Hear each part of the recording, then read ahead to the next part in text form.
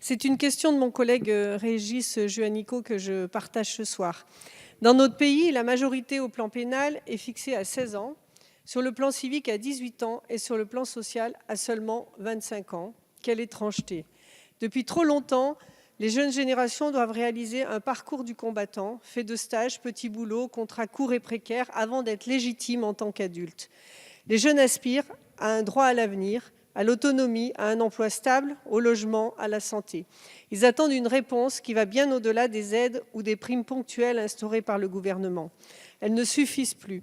Pendant les confinements, 40% des étudiants ont dû arrêter de travailler. La perte de leur contrat de travail les a fait basculer, nombreux, dans la grande précarité.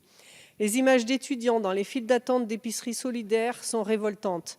Outre les étudiants, des centaines de milliers de jeunes voient leurs projets, études, concours, stages, entretiens d'embauche, mobilité, séjours à l'étranger voler en éclats à cause de la pandémie de la Covid-19. Les conditions d'entrée des jeunes dans la vie adulte s'en sont trouvées encore dégradées. Le taux de chômage des 15-24 ans, qui était déjà le double de la moyenne nationale, bondit de 16%. Les moins de 30 ans représentent plus de 50% des pauvres alors qu'ils ne sont que 35% de la population. C'est pourquoi le refus obstiné du gouvernement d'ouvrir le revenu de solidarité active aux moins de 25 ans est incompréhensible. Nous leur devons pourtant une réponse et surtout des solutions. Dans notre groupe, nous portons donc l'élargissement du RSA aux moins de 25 ans, l'instauration d'un revenu de base et d'une dotation universelle à 18 ans. Ce sont là de vraies solutions, contrairement à la proposition de certains de la majorité qui consiste à faire entrer nos étudiants dans la spirale infernale de l'endettement.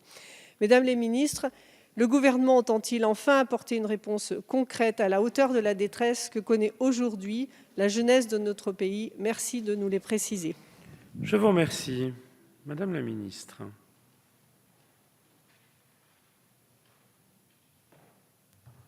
Merci, Monsieur le Président, Mesdames et Messieurs les députés, Madame la députée Battistel. Je crois que nous pouvons nous tomber d'accord sur un point, et comme je vous le disais, l'un des objectifs sur lesquels nous travaillons, c'est effectivement de faire en sorte que l'autonomie, l'émancipation du jeune étudiant deviennent une réalité. Si c'était si simple que ça, je ne doute pas que d'autres gouvernements l'auraient fait auparavant. Mais vous savez que ça pose en réalité la question du modèle social que nous souhaitons. Est-ce que nous continuons, comme un certain nombre de nos pays voisins, à travailler sur quelque chose qui est basé sur l'aide à la famille, ou est-ce que nous passons sur des modèles qui ressemblent plus aux pays d'Europe du Nord, où nous passons sur une aide basée sur le jeune et l'émancipation du jeune? Alors nous sommes au milieu du gué. Nous sommes au milieu du gué depuis des années et personne ne s'est saisi de cette question. Avec les associations étudiantes, nous y travaillons, et nous y travaillons avec comme boussole la question de l'émancipation du jeune étudiant. Pour cela, vous le savez, il faut déjà que l'on soit capable de visualiser l'ensemble des aides qui sont mises à disposition des étudiants. Elles sont multiples, elles arrivent par de multiples canaux. Il y a un non-recours incroyable parce que c'est une telle jungle, une telle complexité, avec à chaque fois des dossiers qui sont différents, on a le droit à certaines choses, on n'a pas le droit à d'autres, que nous devons commencer par mettre à plat l'ensemble de ces aides et ensuite les regrouper de manière à ce qu'effectivement il y ait une aide globale d'autonomie. Mais dans l'urgence de la situation, qu'est-ce que nous avons fait? Nous avons permis à tous les jeunes, boursiers ou non boursiers, d'avoir accès sur demande avec un formulaire extrêmement simplifié à 500 €, qui ensuite, après examen de leur dossier, peuvent se transformer en 500 € mensuels.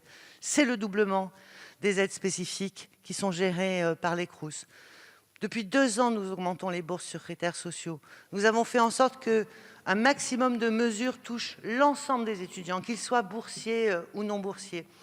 Et puis, nous avons travaillé aussi, comme l'a dit ma collègue, sur l'assouplissement de l'usage des services civiques. Bref, des solutions rapides qui permettent de répondre à la situation de façon pragmatique, dans l'immédiat, et puis ce travail de fond, de long terme, que j'espère j'aurai l'occasion de vous présenter prochainement.